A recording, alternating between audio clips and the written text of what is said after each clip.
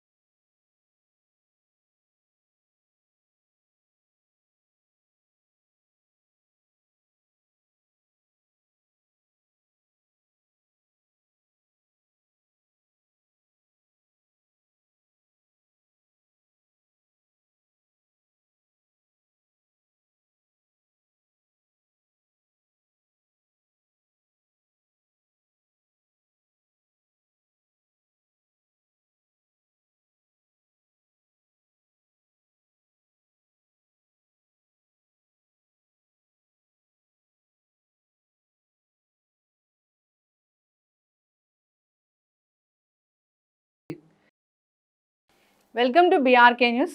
So జనరల్‌గా మనం వింటూ ఉంటాం కదా! ఈ దయ్యాలు, ఆత్మలు అని. అంటే నిజంగా దయ్యాలుంటాయా? ఎందుకు కొందరు అలా బిహేవ్ చేస్తారు దయ్యం పట్టిన దానిలాగా? సో పూర్తి వివరాలు తెలుసుకుందాం. మనతో పాటు ఉన్నారు ప్రముఖ vegetable therapist and sun spiritual society founder Vikramaditya Guruji గారు. గురూజీ నమస్తే అండి. సూర్యోస్మి. గురువుగారు, జనరల్‌గా మనం చూస్తూ ఉంటాం. వింత వింత బిహేవియర్స్ ఉంటాయి. సో వాళ్ళని ఎలా చెప్తారంటే వాళ్ళకి దెయ్యం పట్టింది. అందువల్ల వాళ్ళు అలా బిహేవ్ చేస్తున్నారు. కాన్షియస్‌లో లేరు అంటారు. వాళ్ళ వ్యవహార శైలి కూడా చాలా వ్యతిరేకంగా ఉంటుంది అందరికన్నా కానీ. అంటే ఎందుకు అలా బిహేవ్ చేస్తారు? నిజంగానే దెయ్యాలుంటాయా? మీకు సహజంగా దెయ్యాల ఈట్ల మీద నమ్మకం ఉందా? లేదు. దేవుడు, హ్మ్. దెయ్యం అన్నప్పుడు నమ్మకం లేదు కానీ ఒక దెయ్యం పట్టిన వ్యక్తి ఈ గదిలో ఉంటే మీరు ఒక్కరు ఉండగలరా? వామ్మో! అసలే ఉండలేము. అంటే ఏమేస్తుంది, ఏమవుతుంది? భయం. భయం. భయం అనేది ఏంటి? మీరు చూపించగలరా? వ్యక్తపరచగలరు. అంటే భయం అనేది ఒక భావోద్వేగం. ఒక వ్యక్తి ప్రవర్తన వింతగా ఉన్నప్పుడు మనలో కలిగేటువంటి చర్య అది, ప్రతిచర్య. అతను ఒక చర్య చేస్తున్నాడు తన బిహేవియర్తో, తన శరీరంలో ఉన్నటువంటి అవయవాల్ని వింత వింతగా కడపడం. మనం దెయ్యాల సినిమాలు, అదే ఈవిల్ డెడ్ ఇలాంటి సినిమాలు చూసినప్పుడు అవి వింతగా చేతుల్ని ఇలా మెలిపెట్టి ఇలా కనిపిస్తూ ఉంటుంది. దేవుడు అనేది ఉన్నది అనే వాస్తవం అయితే దెయ్యం కూడా ఉంటుంది. అంటే దేవుడికి పర్యాయ పదం ఏదైతే ఉందో ప్రకృతి వికృతిగా తీసుకుంటే, ప్రకృతి దేవుడు అయితే వికృతి దెయ్యం.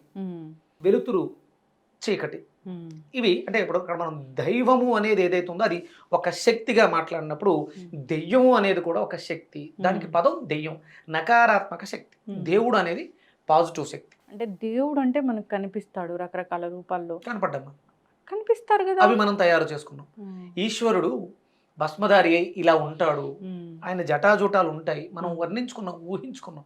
ఇది మన ఊహ, మన నమ్మకం. ఇది నిజం, ఇది సత్యం. ఆయనంటూ ఒక రూపాన్ని తీసుకుంటే మనం అంటే ప్రకృతిలో ప్రతీదీ కూడా పరమేశ్వరుడు తత్వంతో, శక్తితో చూస్తాం. చెట్టు, రావి చెట్టు ఉంది, అందులో దైవశక్తి ఉంది, అది దైవం. మనం అందుకని బొట్టులు పెడతాం, దాని చుట్టూ తిరుగుతాం. అది మనకు కనపడుతుందా అంటే చెట్టు ఎలా ఉంది, విపరీతమైనటువంటి కొమ్మలతో ఆకులతో ఉంది, దాని కిందకి వెళితే మనకు ఒక ప్రశాంతత ఏర్పడు. అంటే దైవశక్తి ఉన్న వాటి దగ్గర ఈ ప్రశాంతత ఉంటుంది. మీకు దుష్టశక్తులు ఉన్నటువంటి చెట్లు కూడా కొన్ని ఉంటాయి. చింత చెట్టు అనగానే మీకు గుర్తొచ్చేదేంటి? దెయ్యం. దెయ్యం అంటే అక్కడ అక్కడ ఏముంది? చింత చెట్టు, అది చెట్టే, ఇది చెట్టే. ఆల్ టైమ్ అది కార్బన్ డైఆక్సైడ్ రిలీజ్ చేస్తుంది. అంటే ఇక్కడ అంటే మరి కార్బన్ డైఆక్సైడ్ అనేది నెగిటివ్ ఎనర్జీ. ఓకే, రావి చెట్టులోంచి ఏమొస్తుంది? ఆక్సిజన్. ఎక్కువ శాతం ఆక్సిజన్. నైట్ కూడా ఆక్సిజన్ వస్తుంది. అది 24 గంటలు ఆక్సిజన్. వేప చెట్టు ఒకటి, ఇలా అంటే ఇవన్నీ కూడా మనకి దైవశక్తులు కలిగినటువంటి దేవతా వృక్షాలు అంటాం. చింత చెట్టు, కొన్ని రకాల చెట్లని నకారాత్మక శక్తి అంటే ఆ కార్బన్ డైఆక్సైడ్, అంటే వాటి మీద దెయ్యాలు ఉంటాయి. అంటే ఆ చెట్టు కింద నిద్రిస్తే దెయ్యం పీకి పీసుకేసి చంపేస్తుంది అంతే. అంటే మనలో ఉన్నటువంటి శక్తి, మనం అపాన వాయువుని స్వీకరిస్తాం. మనం తీసుకునే వాయువు పేరు అపానం. అపాన వాయువు లోపలికి వెళ్ళిన తర్వాత ప్రాణంగా ఉంటుంది. విడిచిపెట్టా, అపానాన్ని తీసుకుని ప్రాణవాయువుని విడిచిపెట్టా. ఇప్పుడు నేను గాలి పీల్చలేదు అనుకో, ఏమవుతాను? చనిపోతాను. అంటే నాలో ఉన్న ప్రాణవాయువుని ప్రాణాన్ని వాయువు ద్వారా విడిచిపెట్టేశాను. లోపల ఉన్నటువంటి అవయవాల్లో ఎంతో కొంత ఉంటుంది. ఆ సమయం అంతా కూడా నేను కొట్టుకుంటూ ఉంటాను. మళ్ళీ నేను అపాన వాయువుని స్వీకరించడానికి.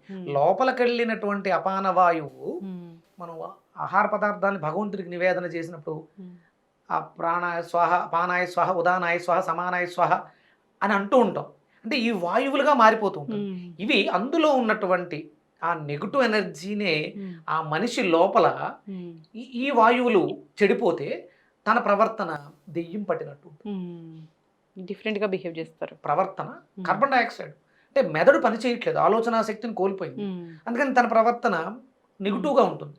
అది మనం దెయ్యంగా చూస్తాం. ఇప్పుడు కొన్ని సినిమాస్లో చూస్తాము, దేవాలయ ప్రాంగణాల్లో చూస్తాము, వాళ్ళు అక్కడ వస్తారు, ఉంటారు, తర్వాత వాళ్ళు మళ్ళీ మంచిగా వెళ్ళిపోతారు. అది ఎట్లాగా, వాళ్ళు ఎలా హీల్ అవుతారు? రైట్. దేవాలయం దేవుడి యొక్క ఆలయము, దేవతాశక్తి యొక్క ప్రాంగణము.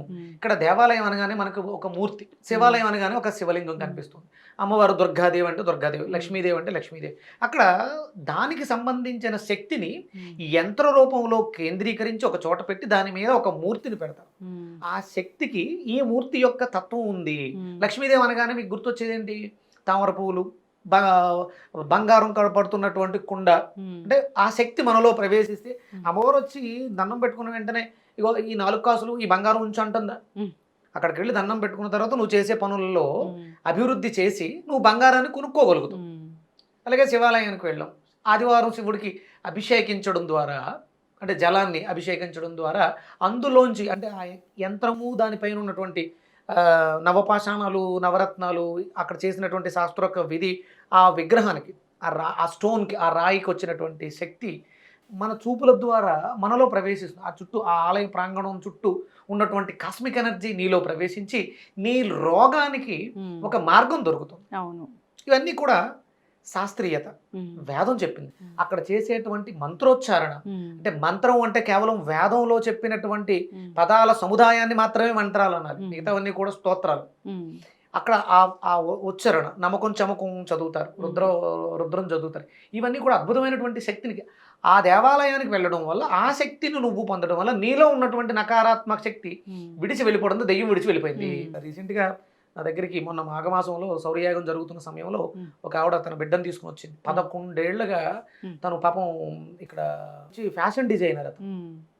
కానీ ఒక రకమైనటువంటి ప్రలోభానికి దేనికో లోన్ అయిపోయి ఎవరో ఏదో పెట్టారన్న ఇదిలో తన జీవితాన్ని కోల్పోయి ఊరు వచ్చేసారు. ఇంచుమించు 2-3 కోట్ల రూపాయలు ఖర్చు పెట్టుకుంది ఆవిడ. ఆస్తులన్నీ అయిపోయినాయి, ఇంకేమీ లేవు, జాబు లేదు కుర్రోడికి. 11 ఏళ్లుగా తిరగని క్షేత్రాలు లేవు. అంటే ఆ క్షేత్రాల్లో శక్తి లేకపోవడం వల్ల అతను తిరిగి పునరావృతం కాలేకపోయాడు. నేను మహాశౌర్యయాగం చేసినటువంటి గోదావరి ఒడ్డు ప్రాంతం, అది ఒక అద్భుతమైనటువంటి యాగశాల. మనం 14 రోజుల పాటు అఖండంగా, అంటే ఆరని అగ్ని, ఎక్కడా కూడా జ్వాల ఆరకుండా 14 రోజుల పాటు మనం చేసినటువంటి పాజిటివ్ ఎనర్జీ అక్కడికి వచ్చి 3 రోజులు అతను ఉండి ఆ స్వామివారిని సేవించుకోవడం ద్వారా, సూర్యనారాయణమూర్తి సేవనం చేయడం ద్వారా అతనికి ఆ శక్తి వదిలి తను 3 రోజుల తర్వాత శుభ్రంగా నీట్గా షేవ్ చేసుకుని మంచి డ్రెస్, అంటే అతను ఎడ్యుకేటెడ్గా ఉన్నప్పుడు చదువుకుని ఉద్యోగం చేస్తున్న సమయంలో ఎలా అయితే ప్యాంట్ షర్ట్ వేసుకుని ఇన్షర్ట్ చేసుకుని వస్తారో అలా వచ్చాడు 3 రోజులు. అంటే అక్కడ అద్భుతమైనటువంటి కాస్మిక్ ఎనర్జీ తయారైంది మనం చేసిన కార్యక్రమం ద్వారా. మీరు చూడండి, దెయ్యాల సినిమాలు చీకట్లో జరుగుతాయి, సూర్యోదయం అయితే దెయ్యాలు పారిపోతాయి. అంటే వెలుతురు చీకటిని పారదొలుతుంది, సూర్యశక్తి దెయ్యాలని తరిమేస్తుంది. అంటే సూర్యశక్తి దెయ్యాలు, అంటే మనలో ఉన్నటువంటి చీకటిని, అజ్ఞానాన్ని తోలేస్తుంది. ఇది మూఢనమ్మకం కాదమ్మా. దేవుడు అనేది ఒక శక్తి, సూర్యుడు దేవుడేగా మనం భావిస్తున్నాం, దేవుడిగా దండం పెట్టుకుంటున్నాం. సరే, అది గ్రహము కాదు, అదో నక్షత్రము కాదు, సోలార్, సూర్యుడు లేకుండా మనం బ్రతకలేంగా. అది మనకు ప్రాణం ఇస్తుంది కాబట్టి అది దైవత్వము, అది దైవము. కాబట్టి మనం నమ్మకం కాదు, అది విశ్వాసం కాదు, అది సనాతనం, అది సత్యం. అందుకని దేవుడు ఉన్నాడు, దెయ్యం కూడా ఉంది, పాజిటివ్ ఎనర్జీ ఉంది, నెగిటివ్ ఎనర్జీ ఉంది. పాజిటివ్ని పెంపొందించుకోవడం ద్వారా ఈ లోపల ఇంటర్నల్ చీకటిలో జరుగుతున్నటువంటి అనారోగ్య కారకాలు, మనం తీసుకునే ఆహార పదార్థాల వల్ల మన శరీరం పాడైపోతుంది. అందుకని ఏదైనా ఆహారం తీసుకునేటప్పుడు ప్రాణాయ స్వాహ, అపానాయ స్వాహ, ఉదానాయ స్వాహ, సమానాయ స్వాహ, ఇలా అవి ఉదాన వాయువు, సమాన వాయువు, ప్రాణవాయువు, ఇవన్నీ లోపల మనల్ని బ్రతికిస్తున్నాయి. ఇవి లేకపోతే మన శరీరం చనిపోతుంది, ఆత్మ శరీరాన్ని విడిచి వెళ్ళిపోతుంది. ఆ విడిచి వెళ్ళిపోతే మనకు దెయ్యాలు వీటి గురించి మనం మాట్లాడుకుంటాం. అంటే ఇలాంటి నెగెటివ్ ఎనర్జీస్ మన దగ్గరకు రాకూడదు అంటే మన జీవన విధానం ఎలా ఉండాలి? నేను వెజిటబుల్ థెరపీని ఎందుకు ప్రమోట్ చేస్తానంటే వాటి నిండా ప్రాణశక్తి ఉందమ్మా. ఆ రా వెజిటబుల్స్ మనలో ప్రాణాన్ని పెంచుతాయి, పాజిటివ్ ఎనర్జీని పెంచుతాయి. అవి సూర్యుడితో మమేకమై సూర్యశక్తిని స్వీకరించి తనలో దాచుకుంటాయి. సాయంత్రం చంద్రుడి నుంచి వచ్చేటువంటి ఔషధ గుణాలను స్వీకరించి ఉంచుకుంటాయి. ఆ వాటిల్ని తినడం ద్వారా మనలో పాజిటివ్ ఎనర్జీ ఉంటుంది, ధనాత్మక శక్తి ఉంటుంది. ధనాన్ని సంపాదించడానికి అప్పుల పాలైపోయాము అంటే మనలో నెగిటివ్ ఎనర్జీ ఉంది, రుణాత్మక శక్తి ఉంది. అది మనం పాజిటివ్ ఎనర్జీని పెంపొందించుకోవడం ద్వారా ఆ రా వెజిటబుల్స్, ఫ్రూట్స్ విరివిగా తీసుకోవడం ద్వారా సంపాదనని ఎలా వెళితే దురదృష్టాన్ని విడిచిపెట్టి అదృష్టాన్ని పొందుకోగలమో తెలుస్తుంది. అది ఆ కాస్మిక్ ఎనర్జీని మనకు చాలా ఉన్నాయి వెజిటబుల్స్. అందులో హై కాస్మిక్ ఎనర్జీ మనకి బూడిద గుమ్మడికాయలో ఉంటుంది, అలాగే పైనాపిల్లో ఉంటుంది, నిమ్మకాయలో ఉంటుంది. నిమ్మకాయ దగ్గర ఉంటే దెయ్యం పట్టదంటారు.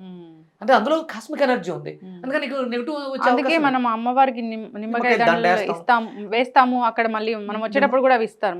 నిమ్మకాయ డొప్పల్లో దీపం వేయటం కానీ ఇవన్నీ కూడా శాస్త్రీయత మనలో కాస్మిక్ ఎనర్జీని పెంచుతాయి. అందుకని దేవుడు ఉన్నాడు, అది దైవ శక్తిగా ఉంది. దెయ్యం ఉంది, అది నెగిటివ్ ఎనర్జీగా ఉంది. అందుకని చీకట్లన్నిటిని పారదోరేది సూర్యుడు. అందుకని సూర్యుడికి పూర్వమే, సూర్యోదయానికి పూర్వమే నిద్రలేసి ఉదయిస్తున్నటువంటి సూర్యుడికి నమస్కరిస్తే మనలో ఉన్నటువంటి దెయ్యాలన్నీ కూడా విడిచి వెళ్ళిపోతాయి. ఖచ్చితంగా గురువుగారు చాలా చక్కగా చెప్పారండి. సో అందరూ కూడా మంచి ఆహారాలు తీసుకోవాలని కోరుకున్నాము. అయితే ఈ మధ్యకాలంలో ఒక స్టడీ కూడా చేశారు, దాని రీసెర్చ్ కూడా చేశారు. కూరగాయల మీద పురుగు మందుల అవశేషాలు చాలా ఎక్కువగా ఉన్నాయని ఒక పెద్ద రీసెర్చ్ ఇన్స్టిట్యూటే ఇది చేయడం జరిగింది. కాబట్టి ఎక్కువగా పెస్టిసైడ్స్ లేకుండా ఆర్గానిక్ పద్ధతిలో వెజిటబుల్స్ అందరికీ అందివ్వాలని కోరుకున్నాము. ఇప్పుడు కొడుతున్నటువంటి కెమికల్స్ మందులు ఆ పురుగులే చనిపోవట్లేదు. ఇక మనకేం ఇబ్బంది అవుతుంది? కానీ వృక్షానికి, చెట్టుకి, ఫలానికి స్పృహ ఉంది. మీరు ఎన్ని రకాల పురుగు మందులు కొట్టినా అది ఇంకా బ్రతికే ఉంటుంది ఆ చెట్టు. అంటే మీరు కొడుతున్న పురుగు మందులు ఆ చెట్టు మీద పని చేయట్లేదు. కానీ పురుగు మందులు అయితే మనుషులు చనిపోతున్నారు కదా. అంటే ఎక్కువ క్వాంటిటీలో పురుగు మందు తాగేయడం వల్ల నేను పురుగు మందు తాగాను అనే దానితో చనిపోతున్నారు భయంతో. పురుగు మందు పురుగులకే ప్రమాదం లేనప్పుడు నీకెందుకు ప్రమాదం ఇస్తుంది? వాంతులు అవుతాయి. భయంతో చనిపోతారమ్మా. మనిషిని చంపేది ఒక్కటే, భయం ఒక్కటే. ఇప్పుడు మీకు దీని మీద రీసెర్చ్ చేశారు. ఒక ఉరిశిక్ష విధించబడినటువంటి ఖైదీని తీసుకెళ్ళి ఒక అత్యంత ప్రమాదకరమైనటువంటి పాముతో కరిపించి చంపాలి, ఆ విషయం ఎంత త్వరగా స్ప్రెడ్ అవుతుందో చూడాలని ఒక టెస్ట్ పెట్టుకున్నారు. జడ్జి గారి దగ్గరికి వెళ్ళారు. మీరు ఎలాగ ఉరిశిక్ష విధించారు, మీరు తనని మాకిస్తే, ఆ ఖైదీని మాకిస్తే తన మీద ఈ ప్రయోగం చేస్తామని చెప్పేసి అని వాళ్ళు తీసుకువెళ్ళడం జరిగింది. ఆయన అనుమతితో నువ్వు ఎలాగ చనిపోతున్నావు కదా, నీ శరీరాన్ని దీనికి త్యాగం చేయి అని చెప్పేసి అని వాళ్ళు అడిగితే కుటుంబ సభ్యులందరినీ ఒప్పించి అక్కడ తీసుకెళ్ళి వాళ్ళు ఆ పాముతో కనిపించారు. తనకి కళ్ళకి మామూలుగా ఉరిశిక్షకి ఎలా అయితే చేస్తారో కళ్ళకి గంతలు కట్టారు, పాముతో కనిపించారు. తర్వాత తను చనిపోయాడు. ఆ తర్వాత ఆ శరీరాన్ని తీసుకెళ్ళి పోస్ట్ మార్టం చేస్తే అతను అత్యంత ప్రమాదకరమైనటువంటి ఒక విష జంతువు కుట్టడం వల్ల చనిపోయాడనే రిపోర్ట్ కూడా వచ్చింది. వీళ్ళు పట్టుకెళ్ళి కోర్టులో సబ్మిట్ చేశారు. కానీ వాళ్ళు పాముతో కనిపించలేదు. ఒక 2 గుండు సూదులు గుచ్చారు అతనికి. పాము బయట ఎలా చేస్తో అలా చేయించారు. ఆ పాము పేరు చెప్పారు. ఇది బ్రెయిన్లో రికార్డ్ అయి ఉంది కదా. అతనికి కుట్టిన వెంటనే నన్ను ఆ పాము కరిచింది, నేను చచ్చిపోతున్నాను. కానీ టెస్ట్లో అంటే బ్రెయిన్ రిలీజ్ చేసింది, ఆ విషయాన్ని నీ మెదడు రిలీజ్ చేసింది. ఇది ప్రూవ్డ్. అంటే పురుగు మందు తాగితే చచ్చిపోతారు, పురుగులే చచ్చిపోతలేదు, నువ్వు ఎందుకు చచ్చిపోతావు? మనం ప్రకృతిని పాడు చేస్తున్నాం. కేవలం మనం కొట్టే పురుగు మందులు పంట పొలాల్లో కాదు, మన జీవితాల్లో ప్రవేశించినాయి, మన ఇళ్లలో. ఇప్పుడు ఆ గాలి అక్కడ ఉండట్లేదు, వస్తుంది కదా మనతో పాటు. మనం పర్యావరణాన్ని పాడు చేస్తున్నాం. రైతు అంటే వ్యవసాయం చేస్తున్నాడంటే వాడి ఇంట్లో గోమాత ఉండాలి, అప్పుడు ఆ వ్యవసాయం బాగుంటుంది. మనకి విజయ్ కుమార్ గారు చెప్తారు, గోమయం, గోమూత్రం వీటితో చేసేటువంటి ఎరువులు పంటల్ని అత్యధికంగా ఇస్తున్నాయి, ఆరోగ్యకరమైనటువంటి పంటలు ఇస్తున్నాయి. దయచేసి చేతులు జోడించి వేడుకుంటున్నాను, గోమాతల్ని పెంచండి, ముందు అమ్మరు మనల్ని చూసుకుంటుంది. ఖచ్చితంగా గురుగారు చాలా చక్కగా చెప్పారండి. నెగిటివ్ ఎనర్జీస్ రాకుండా ఉండాలంటే మన జీవన విధానం బాగుండాలి. ఈ దయ్యాలు ఇలాంటివి తెలీదు, అది ఉంటాయి లేదు అనేది. కానీ నెగిటివ్ ఎనర్జీ అనేది ఒకటి ఉంటుంది, అది మనల్ని ప్రభావితం చేస్తుంది. కాబట్టి అవి రాకుండా ఉండాలంటే ఇలాంటి బూడిద గుమ్మడికాయ జ్యూస్, ప్రాణశక్తి ఉన్న వెజిటబుల్స్ ఎక్కువగా తీసుకోవాలని కోరుకున్నాం. మంచి జీవనశైలి అలవాటు చేసుకోవాలి. చక్కటి ఇన్ఫర్మేషన్ గురువుగారు, ధన్యవాదాలు. సురేష్.